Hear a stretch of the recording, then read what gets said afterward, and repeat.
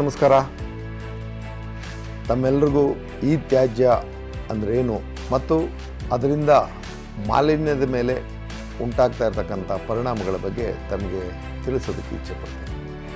ಕಳೆದ 2-3 ದಶಕಗಳಿಂದ ಈ ತ್ಯಾಜ್ಯ ಅತಿ ಹೆಚ್ಚಿನ ರೀತಿಯಲ್ಲಿ ಶೇಖರಣೆ ಆಗ್ತಾ ಇರೋದನ್ನು ನಾವು ಗಮನಿಸಿದ್ದೇವೆ. ಈ ತ್ಯಾಜ್ಯಗಳು ನಮ್ಮ ಗೃಹ ಬಳಕೆ ವಸ್ತುಗಳಂಥ TV, ಫ್ರಿಜ್ಜು, ಲ್ಯಾಪ್ಟಾಪು, ಮೊಬೈಲ್ ಇತ್ಯಾದಿ ಉಪಕರಣಗಳಿಂದ ಉಂಟಾಗ್ತಕ್ಕಂಥ ತ್ಯಾಜ್ಯ.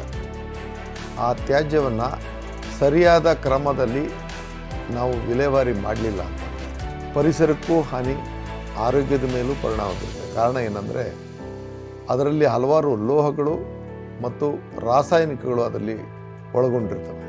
ಇವುಗಳನ್ನ ಸಂಸ್ಕರಣೆ ಮಾಡಿ ಸರಿಯಾದ ರೀತಿಯಲ್ಲಿ ಇವುಗಳನ್ನ ವಿಲೆ ಮಾಡೋದಾದರೆ ಯಾವುದೇ ರೀತಿಯ ಪರಿಸರ ಹಾನಿ ಉಂಟಾಗೋದಿಲ್ಲ ಅನ್ನೋದನ್ನು ತಮಗೆ ತಿಳಿಸೋದಕ್ಕೆ ಇಚ್ಛೆಪಡ್ತೇನೆ. ಈ ತ್ಯಾಜ್ಯ ನಿರ್ವಹಣೆಯಲ್ಲಿ ತ್ಯಾಜ್ಯ ವಸ್ತುಗಳನ್ನು ಸಂಗ್ರಹಿಸಿ ಅವುಗಳನ್ನು ವಿಂಗಡಿಸಿ ನಂತರ ತ್ಯಾಜ್ಯ ವಸ್ತುಗಳನ್ನು ಡಿಸ್ಮ್ಯಾಂಡ್ಲಿಂಗ್ ಮಾಡಿ ಇದರಿಂದ ಹೊರಬರುವ ಕಬ್ಬಿಣ, ತಾಮ್ರ, ಪ್ಲಾಸ್ಟಿಕ್, PC ಬೋರ್ಡ್ ನಂತರ ಆ PC ಬೋರ್ಡ್ ಇತರೆ ವಸ್ತುಗಳನ್ನು STP ಮತ್ತು ETP ಪ್ರಕ್ರಿಯೆಯಲ್ಲಿ ಒಳಪಡಿಸಿದ ನಂತರ ಸ್ಮೆಲ್ಟಿಂಗ್ ಪ್ರಕ್ರಿಯೆಯಲ್ಲಿ ಒಳಪಡಿಸಲಾಗುತ್ತದೆ. ಅದರಿಂದ ಹೊರಬರುವ ರಾ ಮೆಟೀರಿಯಲ್ಸ್ಗಳಾದ ಲೋಹಗಳನ್ನು ಬಾರ್ಗಳಾಗಿ ಶೇಖರಿಸಲಾಗುತ್ತದೆ.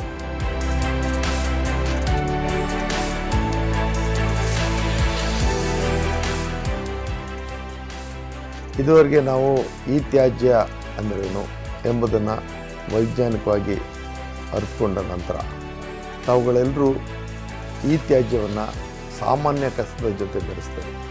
ಇದನ್ನು ಪ್ರತ್ಯೇಕಗೊಳಿಸಿ ನೀಡೋದ್ರ ಮುಖಾಂತರ ಈ ತ್ಯಾಜ್ಯ ಸಂಸ್ಕರಣೆಗೆ ಅತಿ ಹೆಚ್ಚಿನ ಅನುಕೂಲ ಆಗೋದ್ರ ಜೊತೆಗೆ ಪರಿಸರಕ್ಕೆ ತಾವು ಜವಾಬ್ದಾರರಾಗ್ತೀರಿ.